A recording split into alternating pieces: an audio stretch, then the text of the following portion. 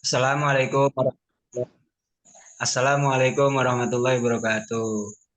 Waalaikumsalam Waalaikumsalam warahmatullahi wabarakatuh. warahmatullahi wabarakatuh. Kami dari kelompok berapa? Kelompok dua. Dari kelompok dua ingin mempresentasikan stilistika dalam tradisi Barat.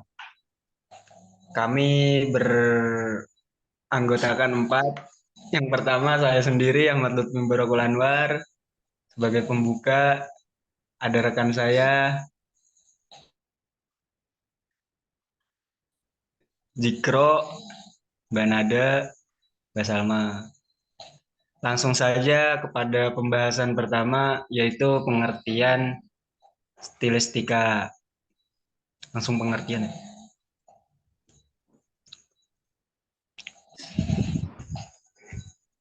Yaitu stilistika dalam kamus linguistik. Stilistika adalah ilmu yang menyelidiki bahasa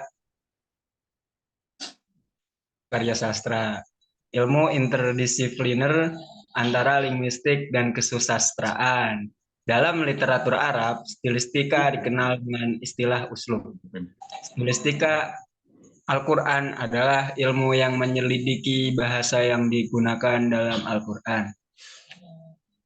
Objek yang dikaji dalam stilistika berupa style, yakni pengertiannya menurut Geoffrey Neil bahasa dari seseorang dalam konteks tertentu dan untuk tujuan tertentu. Ada dua aspek utama dalam kajian stilistika, yaitu aspek estetik dan aspek linguistik. Apa itu aspek estetik? Lebih erat dengan kekhasan sesuatu yang digunakan penutur bahasa atau seorang penulis. Sedangkan aspek linguistik berkaitan dengan ilmu. Maka dari itu jika dipahami melalui aspek estetika, pasti terdapat ciri khasnya masing-masing di setiap daerah. Yang selanjutnya yaitu ada pembahasan mengenai sejarah kemunculan dan perkembangan stilistika di Barat. Lanjut ini. Awal munculnya stilistika di Barat berkaitan dengan perkembangan retorika di dalamnya. Stilistika, retorika mengalami perkembangan lebih dulu dibandingkan stilistika.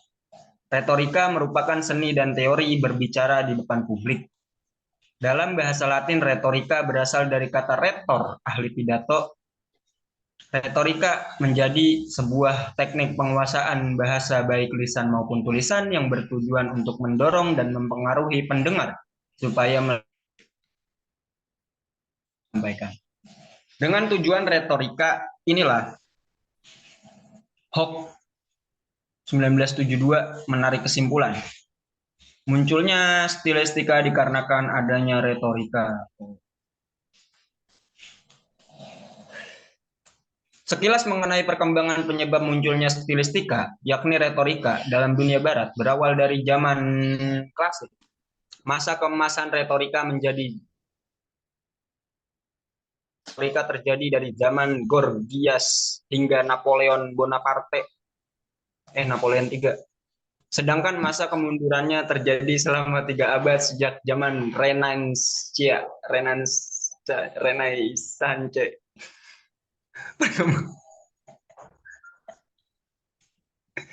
Perkembangan awal retorika Yunani kuno berfungsi di dalam ruang pengadilan. Hal ini dikarenakan kepandaian dalam untuk memenangkan suatu perkara. Pendapat lain juga mengatakan awal berkembangnya retorika pada zaman Yunani kuno. Hal ini ditunjukkan karena adanya pidato dari Thersites dalam Iliad 2 di depan majelis Achaean. Sedangkan menurut pendapat Richard 1984, retorika pertama kali dibawakan oleh Empedokles. Pada abad pertengahan, kemunculan retorika semakin meluas hingga kemudian bersatu dengan ilmu puitika.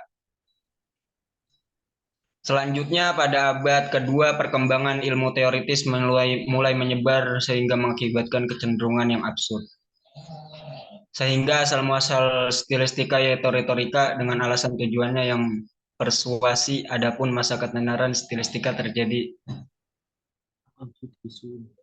Selanjutnya, stilistika dalam tradisi barat yang akan disampaikan oleh rekan saya.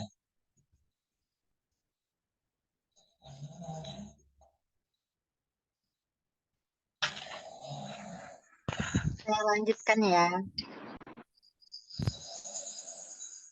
Stilistika dalam tradisi barat. Nah, dalam tradisi barat, menurut Shihabuddin Qalyubi, stilistika dipelopori oleh Charles Bailey dengan teori stilistika deskriptif ekspresifnya. Ia adalah murid Ferdinand de Saussure yang dikenal sebagai peletak linguistik modern, sedangkan Charles Bailey sendiri dikenal sebagai peletak stilistika modern. Ferdinand de Saussure memiliki pemikiran bahwa bahasa adalah produk masyarakat.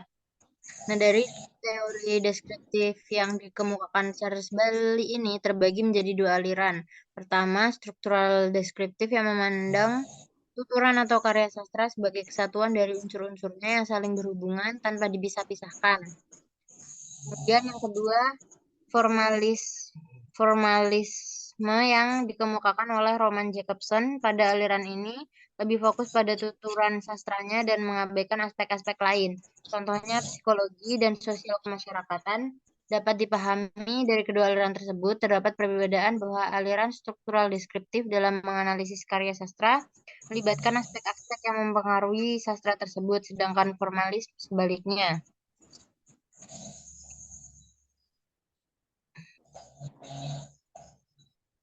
Selanjutnya akan dijelaskan oleh teman saya. Oke, lanjut ya, analisa teks sastra dari Barat.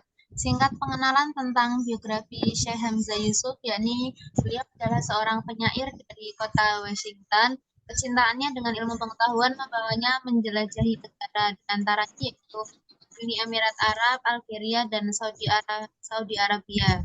Beliau lahir pada tanggal 1 Januari 1958. Beliau menjadi salah satu orang yang berpengaruh terhadap perkembangan agama Islam di Barat. Melalui karya-karyanya, agama Islam dibawa dan diperkenalkan di Barat dengan kerja kerasnya. Beliau berhasil mendirikan perguruan tinggi yang bernama Zaytuna College di Berkeley pada tahun 1996. Selanjutnya yaitu analisa tentang terdapat personifikasi yang menganalogikan manusia dengan binatang atau benda alam lainnya. Pada bait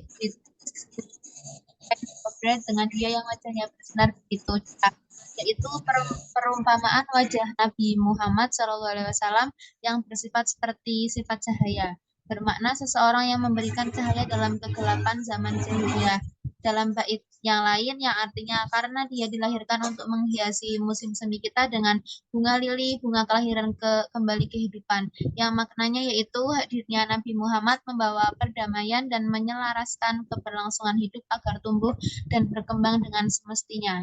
Selanjutnya yaitu penutup. Silakan. Oke, baik. Bisa kita simpulkan bahwa stilistika adalah ilmu yang menyelidiki bahasa yang digunakan dalam karya sastra, termasuk dalam segala teks apapun, baik dalam penulisan sebuah buku, tulisan sebuah puisi, pantun, dan lain-lain, dan juga termasuk Al-Quran sebagai kitab utama umat muslim, menjadikan stilistika sebagai ilmu linguistik yang sangat berpengaruh di dalamnya. Jadi yang berhubungan dengan kekhasan penutur bahasa atau penulis dan aspek linguistik yang berkaitan dengan ilmu bahasa. Sejarah munculnya tadi sudah dijelaskan di atas, dan mungkin sedikit menambahkan di kesimpulan ini bahwa tentu saja di Al-Quran banyak sekali contoh-contoh dari ilmu stilistika tersebut, yaitu seperti pengulangan kata dan frasa di setiap akhir ayat, di setiap akhir kalimat, kemudian penggunaan metafora dalam surat-surat tertentu, kemudian penggunaan perumpamaan atau simbol-simbol tertentu dalam Al-Quran seperti di surah-surah panjang seperti surat Al-Baqarah, Al-Imran, dan lain-lain. Kemudian keindahan ritmis dan nada yang diberikan ketika membacanya. Mungkin cukup sekian presentasi dari kami. Saya kembalikan ke moderator.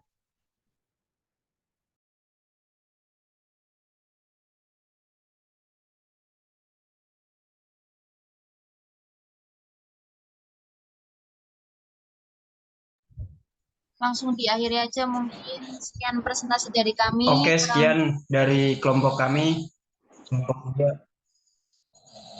Kurang dan lebihnya mohon maaf. Assalamualaikum warahmatullahi wabarakatuh.